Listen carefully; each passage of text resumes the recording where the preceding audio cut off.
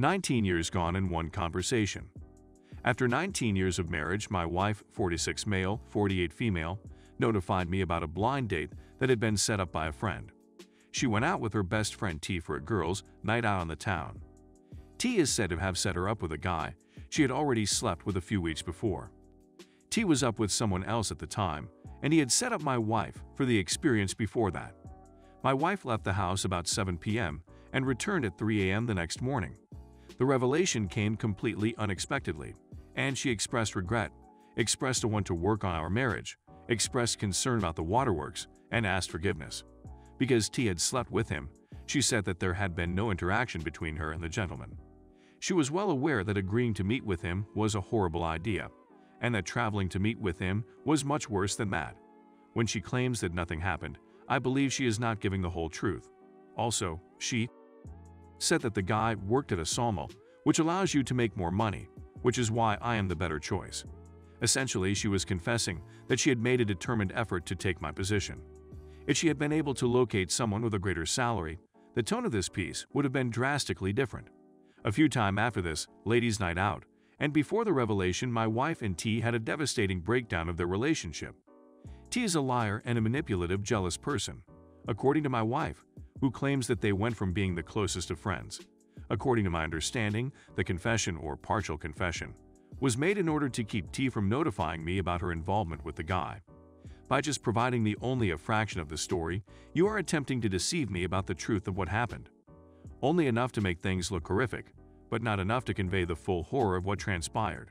To be really honest, I didn't need to know everything that had happened. Her story didn't make any sense to me. There were just too many holes in the story's structure. Several little coincidences occurred during this time period, which brought everything into clear perspective. When she told me of this, I completely lost all affection for her. I went numb and didn't even show any signs of being sad. I've reached the end of my rope. My focus at the moment is on finalizing my exit strategy. Establishing financial stability, securing an apartment, and so on are all important steps to take. We are devastated that she is willing to throw away 19 years of marriage with no regard for anything, even our 2 young children. Please accept my apologies in advance for the length of this update if you are not bothered by it. A great lot has transpired in the period since my first article. At this moment, she is in full panic mode and has no idea what to do. Her white blood cells are assaulting her lungs, and she has just lately been diagnosed with an autoimmune condition as a result of this onslaught. In addition, these variables lead to the incidence of asthma episodes that are resistant to traditional treatments. When she has exhausted her Medicaid coverage, she will be required to pay $13,000 for the only medication available to treat her illness. She would not be able to afford it if it weren't for my excellent health insurance, which is supplied by my company. She is putting in every effort to rebuild the connection with her ex-partner. It is also possible to arrange for couples counseling to take place. After 2.5 hours of instruction, we were done. She explains why she only gave a portion of the truth and why she wants to correct the problem. The counseling session, which is how I had thought it would. It seems like every session was dedicated to pointing out all of the errors I'd committed. To assist her in making ends meet while on partial disability and unable to work. I am working 50 hours a week to assist her in meeting her financial obligations. In spite of this, I'm not claiming to be flawless by any stretch of the imagination either. There were many things that needed to be raised to a higher level, including our 2 children. Everything was okay except for the fact that I had been told that mentioning her date night was absolutely banned. If you have such an excellent radar for identifying what everyone else is doing wrong, turn that radar on yourself and tell me what you are doing wrong, the therapist said near the middle of the 3rd session, referring to his or her own shortcomings. This time, the metaphorical came crashing down on us. We were there to repair me, and while we were there, my STBXW began shouting at the counselor, demanding to know why she was hitting her when we were there to heal me. A few minutes of back and forth later, my STBXW ran out tears in her eyes. She had been crying all through. In the opinion of the counselor, my STBXW has great anger against me, and I do not believe that this marriage can be saved. My primary reaction was yup and no, respectively. In my thank you note to the counselor, I also advised her that we would not be returning to the office. She offered to meet with me one-on-one in a quiet place to discuss my concerns. Before proceeding to warn her of the taboo situation, however, I reassured her that it was quite likely that I would do so in the near future. That is not to suggest that this came as a surprise to her, and in fact, it just served to reinforce her presumptions even more. To say that the whole drive back to the home was spent discussing what a con artist the therapist was would be an understatement. When I'm at home, I'm very much operating on autopilot. Because it is no longer a residence, I refer to it as the house. Taking up the additional bedroom is something I've done recently. For the sake of this discussion, I am married, but I do not have a wife. If she didn't need proper medical coverage, she would continue her search. I don't need to track down T in order to complete the story. I live in a little town with a population of around 900 people. Every day, I drive to a bigger city to attend to my job.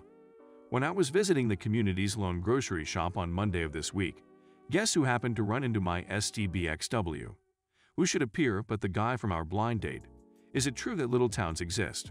It was an inescapable situation. My position was at the far end of the aisle when he approached her. He's a little figure, perhaps 5'9" in height, with a weight of 150 pounds. She was standing with her back to me, completely oblivious to where I was. He asked her out for the second time right in front of me. She, on the other hand, refused. That's when I walked through the door. Upon more investigation, I discovered that it was the guy she had gone on a date with around 2 months before. He wanted to know what it meant to me. So I told him. I shoved him against the shelves and told him that I'd been her husband for 19 years at that point. The thought of his peeing on himself made me a little nervous. I'm 6'2" tall and 250 pounds, and a rather muscular individual. She made an unsuccessful effort to convince me to back down. I shouted at her, telling her to stop chatting and concentrate on what I was saying. She fell into tears as soon as she heard the news.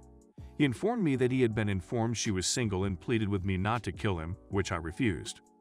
My first question was whether or not they had FKed. She wept even more as he swallowed hard and said yes, and he sobbed even harder. I promised him I'd never see him again. I kept my promise. He expressed his regret loudly and stormed out of the establishment. Her AP exposed her because she was in the wrong place at the wrong time, according to her. If it hadn't been for him, I would have ultimately entered T in order to receive the narrative. Needless to say, I'm mostly operating on autopilot right now. The sensation is that every emotion has been extinguished. When I'm with my children, I have to have a positive attitude. If it is an emotional self-defense tactic to keep things from falling apart even more, I'm not sure what it is. I'm well aware that I should be displeased with this situation. One day, it's going to come down hard on you. What I know to be true is no longer real in my eyes. Is it true that my children love me? Or do they seem to like the presents I provide them? Are my parents on the same page? They appreciate the fact that I had excellent grades in school, don't they? Have you ever found yourself in a sticky situation? Have you always had jobs that were well-paying? The only thing I am certain of is that I will not be able to continue in this farce that is my marriage. I get up, go to work, and don't eat or sleep for a long period of time. Only complete strangers on the internet have been informed of my situation.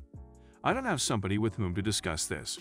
I go from day to day, attempting to maintain a sense of normalcy. It's possible that my STBXW was right. It is necessary for the therapist to assist me.